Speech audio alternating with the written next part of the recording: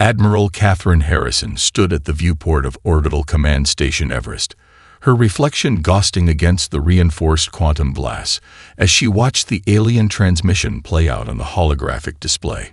The Trilateral Council's representatives, beings of crystalline form, energy streams, and biomechanical fusion, spoke with the practiced condescension of ancient species who had long ago forgotten what it meant to be young. In accordance with Galactic Classification Protocol 447b, the crystalline being chimed, its faceted surface refracting light in patterns that conveyed as much meaning as its words. Earth and its associated human civilization have been designated as pre-emergence, Category 3. A slight smile tugged at Harrison's lips as she took another sip of her coffee, the ceramic mug a deliberate choice over the standard-issue synthetic variants. These aliens, with their love of artificial everything, would probably consider her preference for real ceramics as another sign of humanity's primitive nature. The energy being spoke next, its voice a harmonic resonance that made the quantum blast vibrate. Our extensive surveillance indicates no evidence of quantum communication networks, no Dyson structures, and no matter conversion engines. The species appears to be confined to their solar system, with rudimentary chemical propulsion technology. Harrison's smile widened. The coffee in her mud rippled, but not from the alien transmission. A massive shape had just quantum shifted past the station, completely invisible to both alien and conventional sensors. The Dreadnought Shadowfall was returning from its shakedown cruise to the Andromeda Galaxy, its hull drinking in light and radiation like a mobile piece of midnight. Steel Kate, Commander James Rodriguez called from his console, using her well-earned nickname. Shadowfall reports successful completion of the Andromeda survey. No detection by Council assets. They've mapped another 50 potential colony sites. Harrison nodded, her dark eyes reflecting the starlight. Tell Captain Morrison she can power down the quantum core. Good work maintaining the shroud during surveillance. The biomechanical being on the transmission was still talking, its cybernetic components gleaming with self-importance. As per Council directive, we will dispatch diplomatic vessels to initiate first contact protocols. These primitive humans must be properly guided into the galactic community. Primitive, Harrison murmured, setting down her coffee mug on a nearby console. Computer, show me current fleet deployment. The air around her shimmered as classified data projected directly onto her neural implant. To anyone else, she appeared to be staring at empty space. But Harrison saw the true extent of human achievement. Hundreds of quantum-shifted vessels deployed across 3 galaxies, conducting surveys, establishing hidden colonies, and maintaining the most extensive stealth network ever created. The Trilateral Council, with all their supposed advancement, had never questioned why Earth's primitive radio signals seemed to stop abruptly a century ago. They had assumed humanity had destroyed itself or stagnated. They hadn't realized that humanity had simply moved its communications to quantum channels, operating in dimensions their sensors couldn't even detect. Admiral, Lieutenant Sarah Foster interrupted her thoughts. We're receiving updates from Outpost Horizon in the Carina Nebula. The Council's diplomatic vessels have already launched. 3 ships, carrying representatives from each member species. Harrison straightened her midnight blue uniform, its smart fabric adjusting temperature and fit automatically. Well then, let's prepare a proper welcome. Signal all ships in the Sol system. Maintain quantum shift that begin power-up sequences. I want every Dreadnought ready to emerge the moment I give the word. She turned to face her crew, each member representing the finest of human innovation. Their neural implants, quantum-linked consciousness, and enhanced capabilities were invisible to alien scans, disguised as simple medical implants. Every piece of advanced technology humanity possessed was designed with one primary directive: perfect stealth. The Council wants to see humanity's true face, Harrison announced, her voice carrying the weight of centuries of hidden preparation. I think it's time we show them exactly what primitive looks like. Around Earth, invisible to all but the most advanced human sensors, 30 dreadnoughts began powering up their quantum cores, ready to shatter the Council's assumptions about humanity's place in the universe. The 3 alien diplomatic vessels emerged from their faster-than-light travel with practiced precision, their gleaming hulls catching the sunlight as they positioned themselves in high Earth orbit. Each ship was a masterpiece of visible engineering. The crystalline vessel sparkled like a constellation of diamonds, the energy ship pulsed with contained plasma storms, and the biomechanical craft rippled with living metal. From her command chair aboard the quantum-shifted dreadnought, Shadowfall, Admiral Harrison watched their arrival while enjoying her 3rd cup of coffee. The alien ship's sensors swept Earth repeatedly, their confusion growing more evident with each scan. "They're trying to locate our planetary defense grid," Commander Rodriguez reported, amusement clear in his voice. "Their scans keep bouncing off our quantum interference field. They think their equipment is malfunctioning." Harrison set down her coffee mug. Time to give them something to think about. Initialize the holographic protocol. The space around the alien vessels suddenly came alive with dancing motes of light, coalescing into a massive projection of Harrison. She appeared to them exactly as she was, a human woman in a midnight blue uniform, holding a ceramic coffee mug, looking completely at ease. "Welcome to Earth, representatives of the Trilateral Council," she said, taking a deliberate sip from her mug. "I trust your journey was pleasant." The crystalline ship's external facets flashed in what their cultural database identified as extreme surprise. "This is unexpected," the alien transmitted. "Our records indicated your species had not yet mastered holographic technology." "Your records indicate a lot of things," Harrison replied, her hologram simultaneously appearing on every alien bridge. "Tell me, did you really think we wouldn't notice your surveillance drones for the past century? We've been watching you watch us." The energy being's form fluctuated with agitation. "Impossible. Our stealth technology is excellent by your standards," Harrison interrupted. "But perhaps you'd be interested in seeing what we consider excellent." She paused, letting anticipation build. "Computer, commence synchronized decloaking sequence." Space rippled around the alien vessels as dozens of quantum shifts occurred simultaneously. The massive form of Shadowfall emerged first, its 15-mile length dwarfing the alien ships. Its hull seemed to drink in starlight, covered in geometric patterns that hurt the eye to look at directly, quantum phase armor that existed partially out of normal spacetime. The biomechanical representative's voice crackled with static. "By the first stars, what are we seeing?" More ships appeared, each one larger than the last. The Nightweaver, specialized in quantum communications. The Dawn's Shadow, Earth's first successful quantum shift colony ship. The Stormbreaker, whose weapon systems operated on principles the Council's scientists had deemed theoretically impossible. "Your Council made one critical mistake," Harrison continued, her hologram now walking across empty space between the ships. "You assumed that because you couldn't see our advancement, it didn't exist. Humanity chose a different path. While you built up, we built sideways. While you reached for the stars, we learned to step between them." Commander Rodriguez's voice came through her neural link. "Admiral, the alien vessels are attempting to transmit emergency signals to the Council." "Let them," Harrison replied through the link before addressing the aliens again. "Your quantum compression signals won't reach them, not through our interference field. But don't worry, we're not here to threaten. We're here to open diplomatic relations, as equals." The crystalline being's surface had stopped flashing entirely, frozen in what appeared to be shock.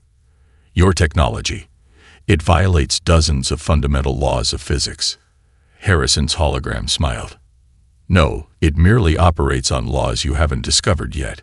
Humanity has spent centuries developing in secret, gentlemen. What you see now is just what we're willing to show you."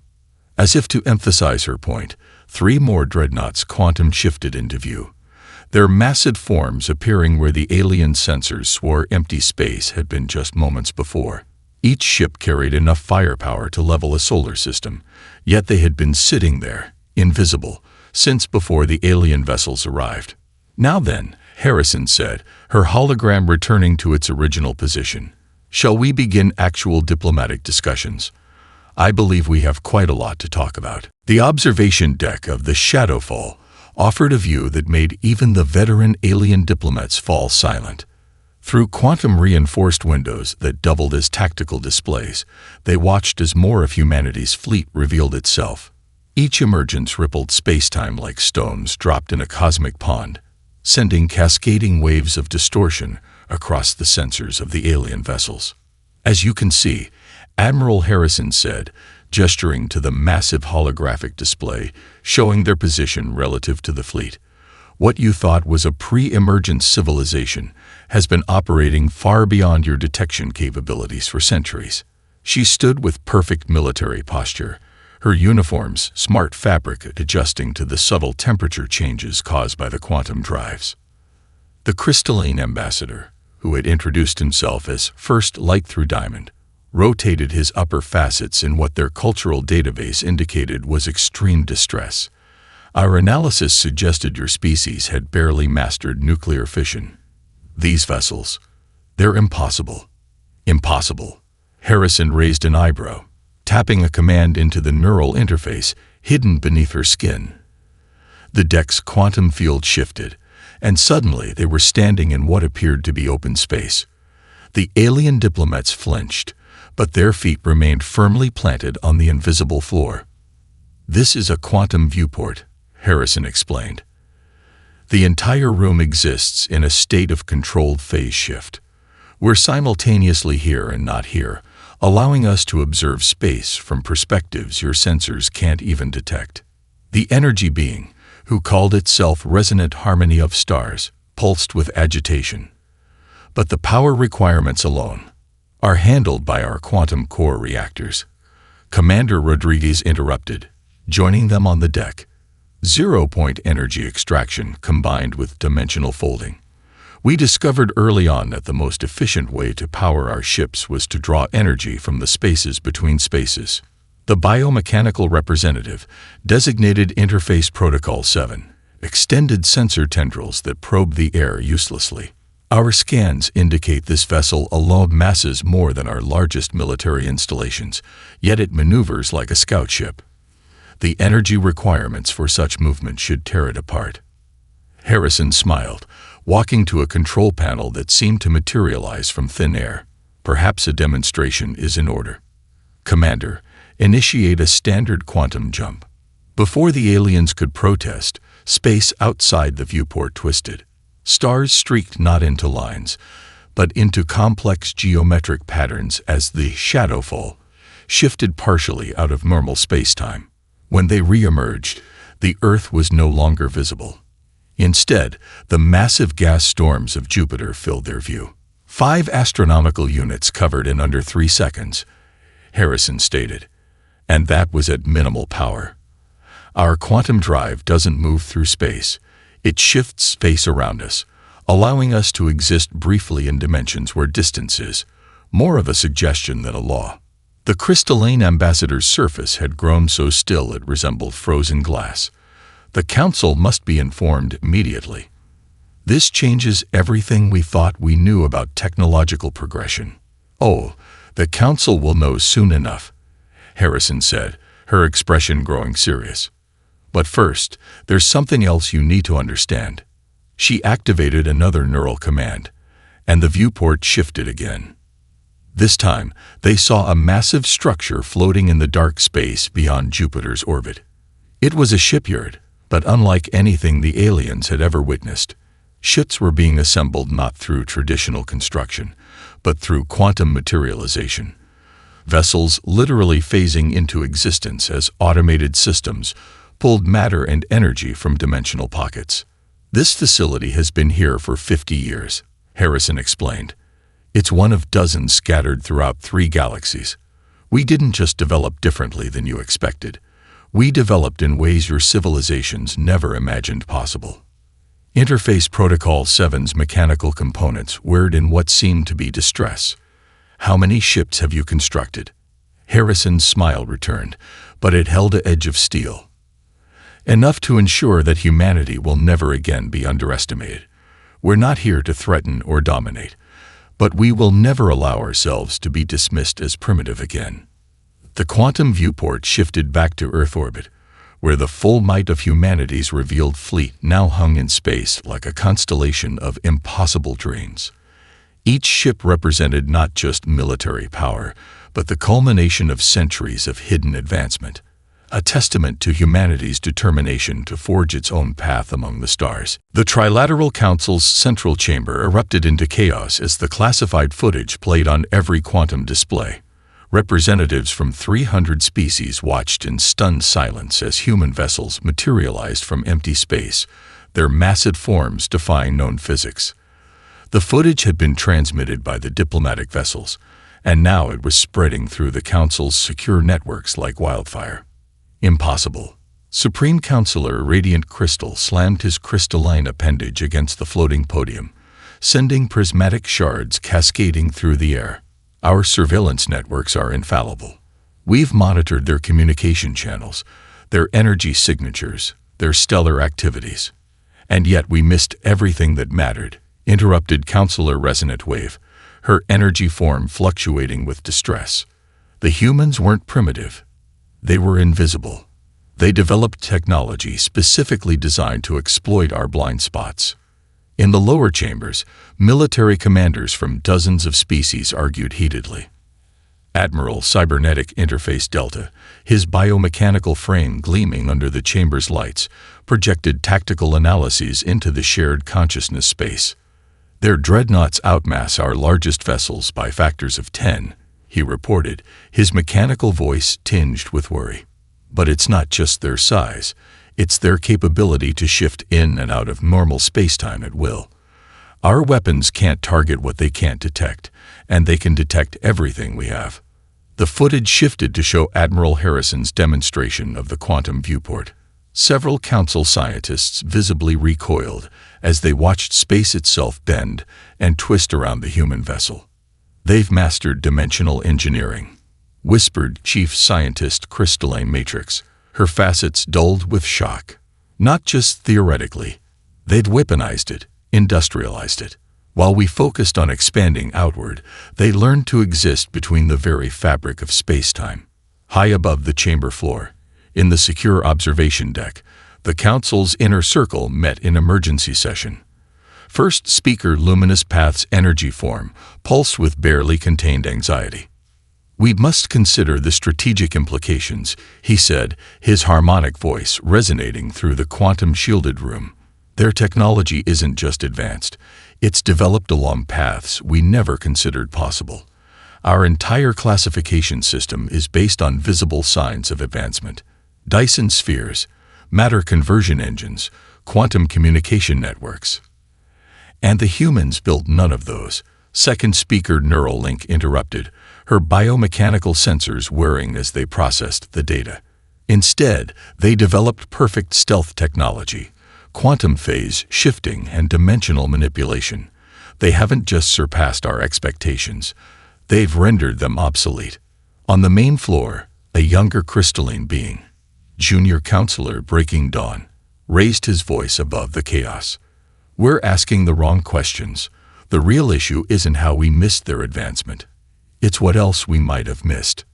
How many other species have we dismissed as primitive that might be developing along similar lines?" The chamber fell silent as the implications sank in. Centuries of galactic policy had been based on the assumption that technological advancement followed predictable patterns. The humans had just shattered that assumption into a million pieces. At that moment, another transmission cut through the Council's quantum networks. Admiral Harrison's hologram appeared in the center of the chamber, her presence commanding attention despite being a projection. "Honorable members of the Council," she began, her voice carrying the weight of carefully measured authority. "I understand this revelation has caused some concern. Let me be clear. Earth has no hostile intentions. We simply believe it's time for a revaluation of how civilizations are classified and judged." She paused, letting her words sink in. "We've watched your civilization for centuries, learning from your achievements and your mistakes. Now we offer a choice. Continue to cling to your assumptions about proper technological development, or join us in exploring new possibilities that exist in the spaces between what you thought was possible. As her hologram faded, the chamber erupted into fresh debate. But the message was clear. The galaxy's power structure had just shifted dramatically, and at its center stood a species that had completely rewritten the rules of technological advancement. Supreme Commander Eternal Light's crystalline form pulsed with anticipation as his battle fleet dropped out of faster-than-light travel near Jupiter's orbit. 12 warships, each representing the pinnacle of Council military technology, moved into attack formation. Their target, the supposedly hidden human colony on Europa. No signs of detection, his tactical officer reported. Their primitive ice drilling operation remains unchanged on the surface. Eternal Light's crystalline surfaces reflected his satisfaction. The humans may have impressive stealth technology, but their colonies are mapped and vulnerable. One swift strike will show the Council that. "Sir," his sensor officer interrupted, voice quavering. "The moons, they're moving." What had appeared to be Ganymede suddenly flickered, its entire surface rippling like a disturbed pond. The massive form of a human dreadnought emerged from the quantum shift, its hull still carrying the perfect camouflage of the moon's surface features. 2 more moons revealed themselves as disguised warships. Admiral Harrison's voice cut through their command frequencies. "I believe the word you're looking for is surprise." Before Eternal Light could respond, his fleet's power systems went dead. Every ship, every weapon, every engine, all silenced simultaneously. Emergency lighting cast an eerie glow across his bridge as his crew frantically tried to restore systems. "Quantum cascade failure," his engineering officer reported, crystal fragments scattering in distress. "They didn't hack our systems. They changed the fundamental laws of physics in our local space." Through the viewport, Eternal Light watched in horror as the ice drilling operation on Europa's surface transformed. What had appeared to be scattered research buildings phased into view as a massive military installation, complete with defense platforms that made his fleet's weapons look like children's toys. Harrison's hologram appeared on his bridge, casually leaning against a non-existent wall. "Did you really think we wouldn't notice your fleet's approach? We tracked you the moment you left Council space." She smiled, but it didn't reach her eyes. "Those sensor ghosts you followed to find our vulnerable colony, we left them for you to find." "Impossible," Eternal Light sputtered. "Our stealth systems are based on bending light and absorbing radiation," Harrison finished. "Impressive for conventional space, useless against quantum detection." She straightened, her uniform's midnight blue fabric seeming to absorb the emergency lighting. "Now we have 2 options. 1. We restore power to your ships, and you leave Council space immediately. 2. You accept our offer of temporary sanctuary, while we discuss why a Supreme Commander would launch an unauthorized attack on a peaceful civilization." On the secondary command channel, Eternal Light heard increasingly panicked reports. 3 more human dreadnoughts had quantum shifted into view, their massive forms casting shadows across his helpless fleet. But what truly chilled him was what his few functioning sensors revealed. These ships had been present the entire time, running silent and perfectly cloaked, weapons locked on his fleet since before he arrived. "Your Council's military doctrine is based on overwhelming force," Harrison continued. "Ours is based on being everywhere and nowhere, seen without being seen, striking without being struck. You never had a chance of surprising us, because we've been watching you plan this attack for weeks." Through his ship's quantum link, Eternal Light felt the ripple of surrender requests from his own crew. Several of his best officers were formally requesting asylum with the humans, their messages filled with observations about the technological marvels they'd witnessed in just these few minutes of contact. Eternal Light's crystalline form dimmed in submission. "I accept your offer of sanctuary." Harrison nodded, her hologram beginning to fade. "A wise choice. Commander Rodriguez will coordinate your fleet's power restoration and escort you to our Europa facility. I suggest you use this time to consider what you've learned about judging a civilization's capabilities by their visible achievements." As his ships were gently towed toward the Europa base by invisible quantum fields, Eternal Light watched the human dreadnoughts resume their perfect camouflage. Within moments, they were invisible again, not hidden, but simply existing in spaces his sensors couldn't comprehend. For the first time in his long military career, he understood true technological superiority. Chief Scientist Luminous Crystal stared at the holographic data floating in her private research chamber, her crystalline structure vibrating with excitement. After 3 weeks of studying the quantum wake patterns left by human ships, she and her team had finally begun to understand the fundamental principles behind their technology. "Play back the Europa incident analysis," she commanded. The air shimmered as footage of the human dreadnoughts emerging from their quantum shifts replayed in slow motion. "Remarkable," her assistant, Breaking Wave, commented as his energy form pulsed with interest. "They're not just moving through space, they are existing in multiple dimensional states simultaneously." The door to their lab whispered open as Admiral Harrison entered, accompanied by Commander Rodriguez. The human officers had agreed to answer specific questions about their technology, part of a careful diplomatic exchange of knowledge. "You've made progress," Harrison observed, studying the complex equations floating in the air. "Faster than we expected." Luminous Crystal rotated her upper facets in what humans had learned was an expression of scientific enthusiasm. "Your ships don't just cloak themselves, they phased partially out of normal spacetime. But it's more than that, isn't it? You found a way to exist in the quantum foam itself." Harrison smiled, touching a control panel that materialized from seemingly nowhere. A new hologram appeared, showing the underlying structure of spacetime at the quantum level. "We discovered early in our development that what you call normal space is just one layer of reality. Most species build their civilizations on this layer, expanding outward. We chose to expand sideways into probability space." Breaking Wave pulsed with sudden understanding. "That's why our sensors couldn't detect you. We were looking for ships moving through space, but your vessels were partially existing in quantum superposition." Commander Rodriguez nodded, adding his own insights. "Early in our research, we realized that traditional space travel was inefficient. Why fight against the laws of physics when you could simply step between them?"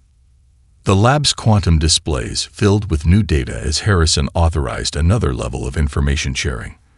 Luminous Crystal's entire structure sparkled as she processed the implications. "Your quantum cores," she breathed, "they're not just power sources. They're dimensional anchors, allowing your ships to maintain stability while phasing between states of reality." "Correct," Harrison confirmed. "But power generation was an unexpected benefit. We discovered that existing partially in quantum space allows us to tap into zero-point energy directly. Our ships don't need massive reactors because they draw power from the spaces between spaces." Breaking Wave's energy form fluctuated rapidly as he processed the new data. "This changes everything we thought we knew about physics. The Council's entire technological development tree was based on mastering normal space. We never considered that advancement could mean learning to exist outside of it entirely." Harrison walked to the lab's viewport, watching as a human shuttle quantum shifted into view, its hull briefly visible before phasing back into stealth mode. "Humanity took this path because we had to. Your civilizations had claimed all the normal space around us, so we looked for paths you hadn't considered. But the applications go far beyond just ships," Luminous Crystal realized, her scientific excitement causing small rainbow refractions to dance across the lab walls. "Your quantum communication networks, your stealth technology, your manufacturing processes, they all operate on the same principle. Living in the spaces between," Rodriguez confirmed. "Our entire civilization exists partially phased into quantum space. It's why your initial surveys classified us as primitive, You were only seeing the small fraction of our technology that exists in normal space."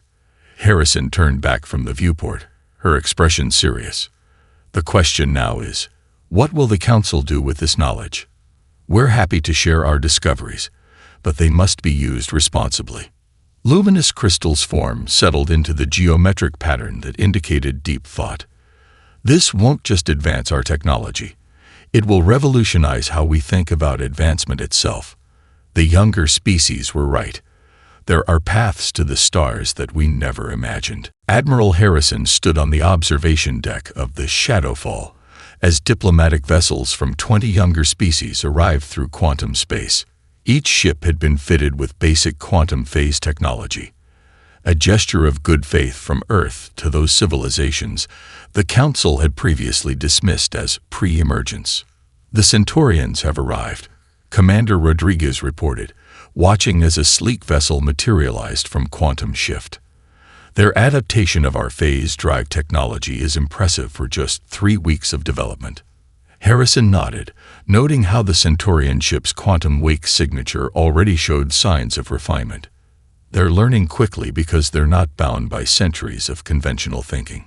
Sometimes being primitive means being free to imagine new possibilities. The observation deck's quantum viewport shifted, revealing more arriving ships. The Proximan delegation had modified their vessels with organic quantum cores, an innovation that even Earth scientists found fascinating. The Sirius Coalition ships pulsed with crystalline-based quantum matrices, proving that human technology could be adapted to any civilization's unique development path. "Message from First Speaker Dawning Light of the Eridani," Rodriguez announced. "They're requesting permission to demonstrate their new quantum communication system." Harrison smiled.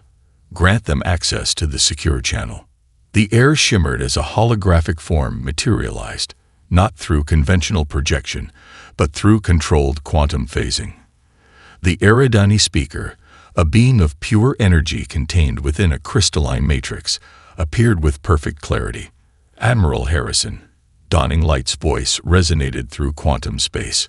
"Our scientists have successfully integrated your quantum phase technology with our own energy-based communications. We can now transmit instantly across any distance by routing signals through probability space." "Excellent progress," Harrison replied. "Your species' natural affinity for energy manipulation brings new perspectives to quantum engineering. We'd be interested in a technological exchange." The observation deck's displays filled with incoming data as more species reported their breakthroughs.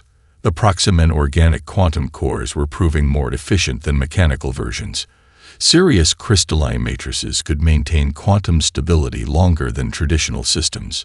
Each primitive species was taking human quantum technology in directions Earth scientists hadn't considered. "Admiral," Rodriguez interrupted, "the Council's observation fleet has arrived at the edge of the system." Harrison turned her attention to the distant points of light representing the Council's ships. They hung back, watching as the younger species they had long ignored demonstrated technological achievements that now rivaled their own. "They're requesting permission to observe the diplomatic exchange," Rodriguez added. "Granted," Harrison decided. "They need to understand that true advancement doesn't follow a single path." She paused, watching as another young species ship successfully executed its first quantum shift. "The galaxy is changing. The age of measuring civilization by visible achievements is over."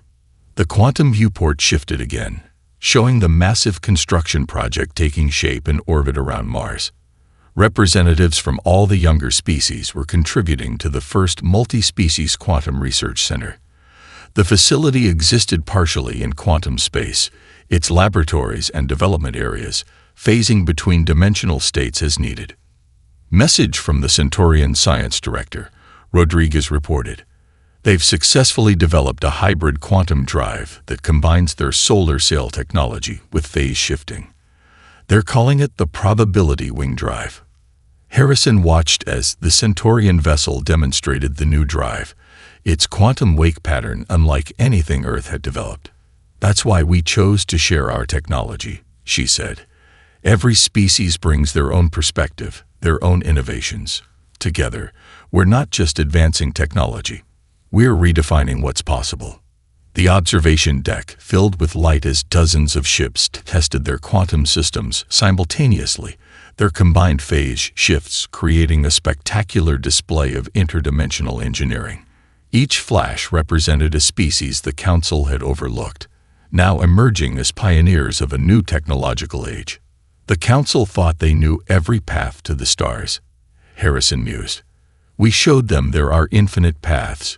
You just have to know where to look for them. The grand chamber of the Multi-Species Quantum Research Center hung suspended between normal space and quantum probability, its vast architecture reflecting the combined artistic and technological achievements of 30 different civilizations. Admiral Harrison stood at the central podium, her midnight blue uniform contrasting with the shimmering quantum phase walls. 1 year ago, she addressed the assembled representatives.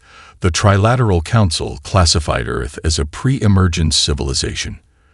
A ripple of amusement passed through the gathering. Today, we stand at the threshold of a new era in galactic development. The chamber's quantum viewport shifted, revealing the massive construction projects underway throughout the solar system. Quantum shipyards phased in and out of normal space, producing vessels that incorporated technologies from dozens of species. The Proximan organic quantum cores pulsed at the heart of new hybrid ships, while Sirian crystalline matrices regulated their dimensional stability. The New Dawn Accords, Harrison continued, gesturing to the holographic document floating above the assembly, represent more than just a political alliance. They establish a fundamental truth. There is no single path to the stars, no universal measure of advancement. Commander Rodriguez, standing at her side, activated the chamber's main display. A three-dimensional map of known space appeared, showing the quantum network that now connected all member species. Points of light represented civilizations the Council had once dismissed as primitive, now emerging as leaders in quantum engineering. The Centaurians have revolutionized quantum navigation with their probability wing drive, Harrison noted. The Eridani energy-based quantum communications have made faster-than-light transmission obsolete. The Proximan's organic technology has opened new frontiers in dimensional engineering. In orbit above Earth, the original human dreadnoughts now served as training vessels, their quantum cores adapted to teach new species the fundamentals of phase technology. The Shadowfall itself had become a mobile academy, its vast halls filled with scientists and engineers from across the galaxy. But our greatest achievement, Harrison said, her voice carrying through quantum space to every member species, isn't technological.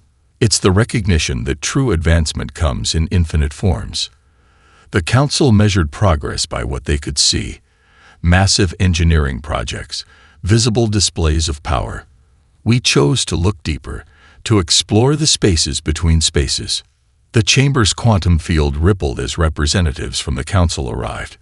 They had come not as overseers, but as equals, humbled by the realization that their ancient civilization had become bound by its own assumptions. The New Dawn Accords establish 3 principles, Harrison continued. First, that technological advancement cannot be measured by a single standard. Second, that every species has the right to develop along its own path. And third, that the greatest discoveries come from collaboration between different perspectives. As she spoke, the quantum viewport showed the launch of the first joint species exploration fleet. Ships of every design, from crystal-hulled Sirian vessels to energy-based Eridani crafts, prepared to venture into unexplored space.